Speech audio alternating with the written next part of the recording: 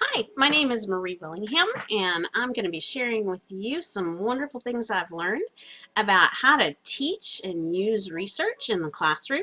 This screencast is going to be really helpful for librarians or classroom teachers as they're looking for different ways that they can teach research in the classroom. What are some tools we could use? What are some things that will help make it a little bit better? Because researching is kind of scary. Because we realize that if we don't teach the kids how to do it, they're just not going to know how to get it done. So why do we teach research? What's the purpose of it? Well, the first thing we have to look at is our text. State of Texas tells us what to teach. And here are some of the things regarding research that cover kindergarten through 12th grade. They have to identify and form relevant questions. Doesn't sound too hard unless you've ever tried to question a kindergartner and get them to create a question that'll take them somewhere. Or even a ninth grader. Sometimes they have a really hard time knowing what kinds of questions to ask. It's a taught skill and they need lots of practice. They have to learn how to use multiple resources to gather information. Wouldn't think that's too hard in our Google age, but you'd be amazed. They just like Google. What else is out there? Students have to learn how to locate information in resources. Once they find it, how do they get to it? Skimming and scanning are an incredibly important skill that they have to use. They have to analyze their new information and record their knowledge in different ways with sources like Evernote and regular old note cards working together hand in hand. Kids can now create things that we never thought about creating back when I was a kid. Students are required to demonstrate their learning through the development of research projects, products, and displays. Again, this is from elementary through high school. They are required to do these things and to show what they've learned about. They're required to know how to take notes from different sources, and they have to be able to organize their information. This is huge because it applies to so many areas of their life.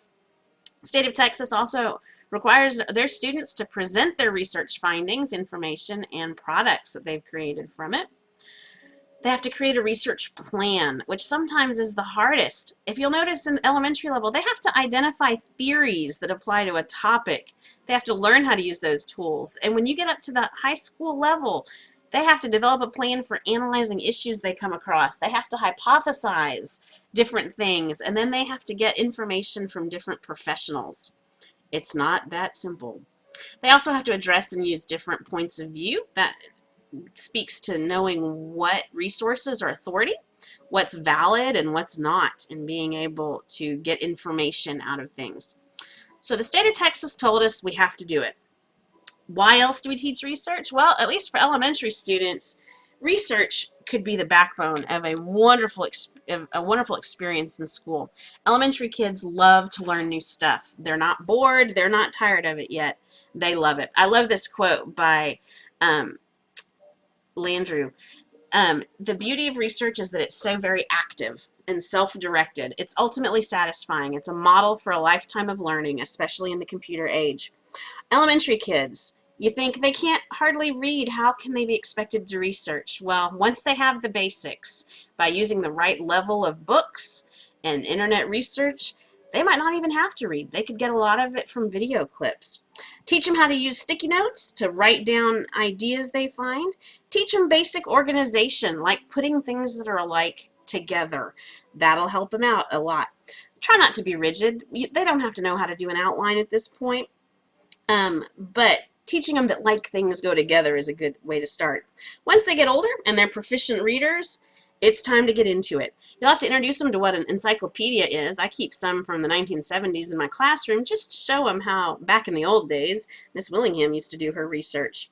Teach them how to sort note cards for themes and ideas. So it's things that are alike, but alike in what ways?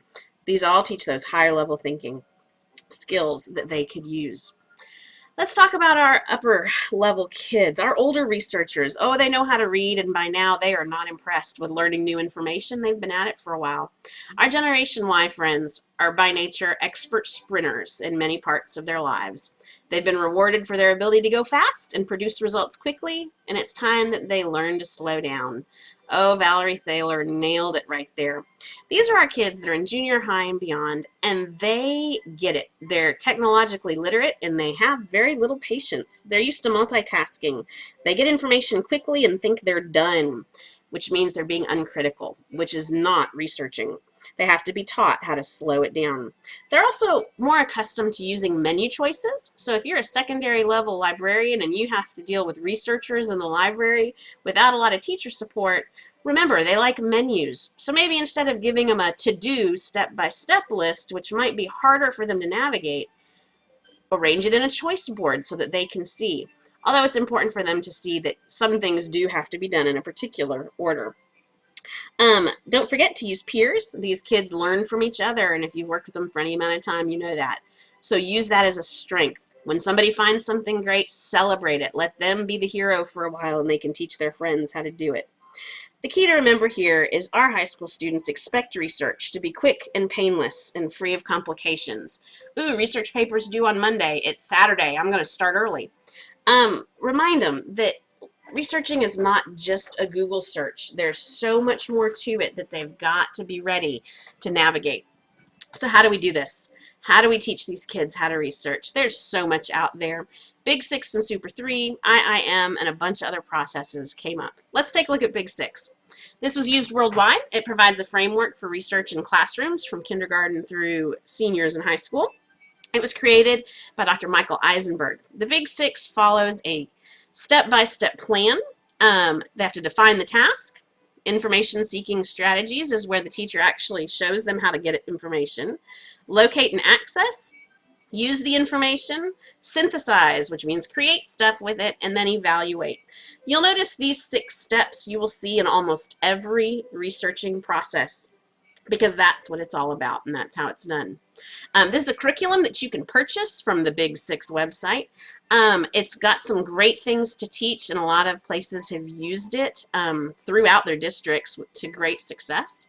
They also have the Super 3. This is obviously for our more elementary level kids. Plan, do, and review. It's that simple. And when you're in kindergarten and you realize, hey, I am a researcher because I made a plan, I wanted to learn about cats, I did it, and I went through it, well, then you've got it. You're a researcher too. The independent investigation method for research mastery. This one was new to me. I hadn't seen it before. It's also a curriculum that was created. And basically, it is just a step-by-step process. If you'll notice the steps: topic, goal setting, research, organizing, goal evaluation, product and presentation, looks a lot like that Big 6 because the steps don't change. Just what it looks like changes and how it is produced. Well, what if I don't have the money? What if I don't want to buy the curriculum? Well, then you're in luck. Don't worry. You don't have to purchase something to teach students how to research. Good teachers and librarians are going to use the common elements that are the same, and they're going to create their own way of doing things with a little help from what they found. Tony Stead has added on and created a new form of our ever-popular KWL chart. If you're a teacher who's taught for very long, or at least at the elementary level, you know KWL is what do I know, what do I want to know, and what did I learn? Well, Tony changed it up. He added a couple steps, but I think it helps in researching a little better. What do I think I know? And that's an important change because it might not be true. Confirmed and misconceptions. This is where you move your concepts once you've started doing your research. If it's true and you found something that proved it, put it in the confirmed section. If it's not true and what you thought you knew was wrong, it's okay to have a misconception. That's part of learning, and we celebrate that. There's places to put your new learning, and then a special spot for wonderings, for things that kids wonder about and want to take further. The Kentucky Virtual Library created this really cool infographic that I thought was great. It's going to be up in my classroom real soon. Notice the steps. Make a plan. Search for information. Take some notes. Use that information. Report it with somebody. And evaluate. Same basic steps. I love all these little details that they included. It really helps to see what's going on and how to research. And Mary Beth Hertz put together this flow chart that was simple, but I thought it was very thoughtful. Help kids know what research is, talk about topics and keywords and search terms, and show them how to test that. Make sure they know how to evaluate their sites. Make sure they're aware of copyright and plagiarism issues. Note-taking and gathering information. Make sure they learn how to cite their sources, and then synthesize that information so they can share it. Same basic steps, a little bit higher level here, talking about those issues of copyright and plagiarism. So let's talk about that. As a librarian, it is our responsibility to make sure that our students know about this. What is copyright and what is going on with that? Well, let's take a look. I found this neat little website here. It's cyberbee.com, and it answers all of these questions that we have about copywriting. So let's take a look. Here we are. I've made it over to cyberbee.com. All you have to do is take your pointer, put it over a student, and the student is going to ask a question. Ooh, what is copyright? This is a great place to start. And little Cyberbee right here goes through and tells you all you need to know. Other questions kids have. What about me? Don't we have a right? Does it matter how much I use? Sure does. This is the most up-to-date information I could find on it.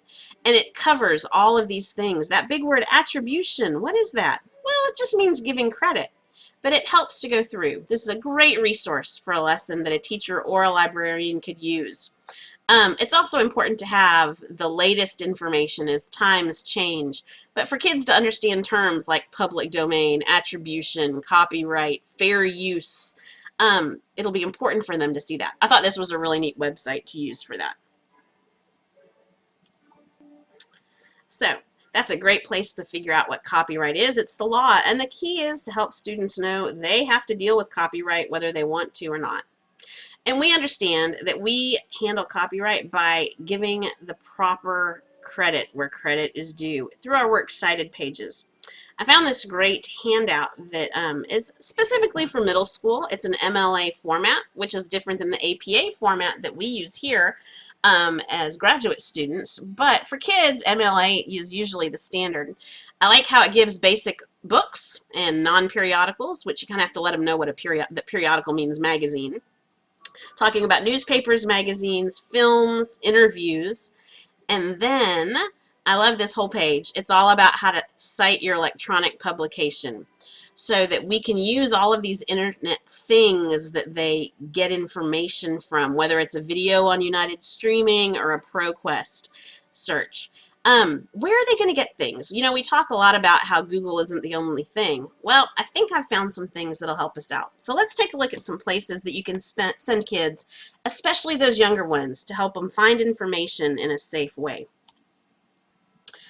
So here we are. We're at kidfriendlysearch.com. This is a great site to help students kind of just gather some ideas. When you click on a website, it takes you to different places and gives you different websites that kids can hit in that category, in that subject level. It's a great place to find things. There's also some interesting things for teachers that'll help them out with what they're doing.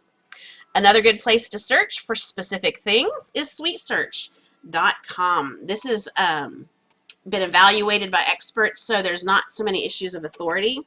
So let's say little Johnny is doing a report on cats. I just type in cats, hit go,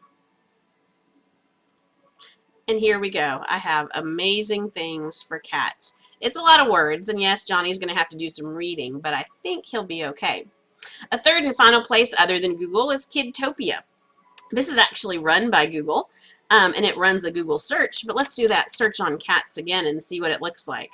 A little bit more kid-friendly, easier to see, and again, they have actually gone through and they've edited out the things that would usually give kids a hard time and keep them away from some of those sites that we don't want them going to.